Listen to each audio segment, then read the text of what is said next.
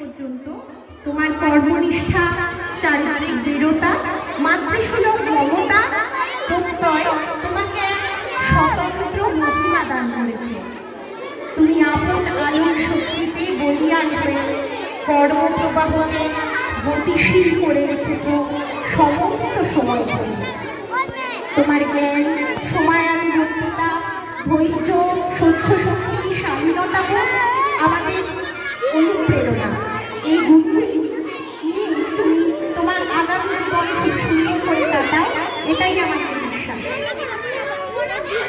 আমাদের শত ব্যথিত হৃদয়ে জাগিয়া রহিবে তুমি ব্যথা ভরে, হলে পরিচয় চির পরিচয়ে কোনো পাবো তব দর্শন।